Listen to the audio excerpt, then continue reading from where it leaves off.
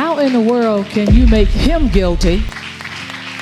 If you're going to sit him down, sit all of them down. And he made an error, but he made it 40 years ago. But I'm in defense of him. Pastor Robert Morris don't even know me. I'm just talking about what's right and what's wrong. Elect Lady Patricia Owens of Emmanuel's Temple in Los Angeles defended Pastor Robert Morris, who confessed to molesting a 12-year-old girl over 40 years ago. She has made controversial statements before. I have had issues with her teachings for a while, as they are not biblical. The church's style of worship and heretical teachings are also concerning. Let's look at how she defends Robert, saying that after the incident over 40 years ago, Pastor Morris has lived a life of purity and holiness. And in 40 years, we don't find where he fell anymore. In my heart, I believe that God has forgiven the man. I believe God has forgiven the man and that he should move on. But people are still holding him responsible for what he did 40 years ago. She argued that if Morris is to be condemned, then all pastors and bishops guilty of sin should also face equal condemnation. And it should have never been done. That's wrong. But I'm saying if you're going to hold that pastor in contempt, you ought to take all these bishops and hold them in contempt. How in the world can you make him guilty? If you're going to sit him down, sit all of them down. Take them bishops, sit them down. All of y'all sit down. All of y'all that's up in the clubhouse, they need to sit down too. Why are we that's why I'm glad the Bible said it is of the Lord's mercies.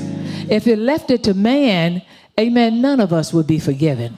But it's of the Lord's mercy. Yeah, he should not have done that, but you shouldn't have done what you did either. She feels that the judgment against Pastor Morris is too harsh, especially given that many others in the church community are also guilty of sins, but have not been caught. And the problem they got is that you were caught.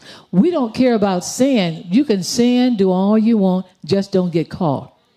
We take our own definition of what is right and what is wrong and what is pitiful and what is not, but God's compassion goes beyond that. I'm saying stop holding up these signs about abortion. Somebody hold up a sign about purity. You wouldn't have we would not have abortion if people stopped committing adultery.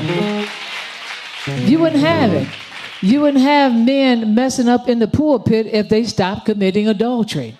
But you know what? Nobody is teaching purity, abstinence. Where is that? We don't see no signs, but you want to come up, oh my God, how dare these women sitting up here having yeah, they're wrong, but you're wrong too. The only difference between them, you ain't got caught. Owens criticized the moral hypocrisy within the church, where some sins are condemned while others are overlooked, urging for a broader focus on purity. When you got married, were you clean? I want to know, were you married when you got clean or you ain't told nobody? Now, how were you going to condemn him? Let's go back and get you and find out how clean you were before you got married. It's a different kind of pity system that we have. It's a different kind of pity system that we have, but I'm so glad that I'm under God's pity. I don't want to be under your pity, and you're wrong, but I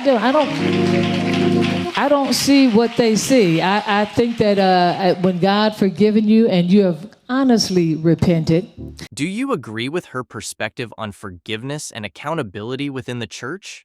Tell me what you think in the comments below.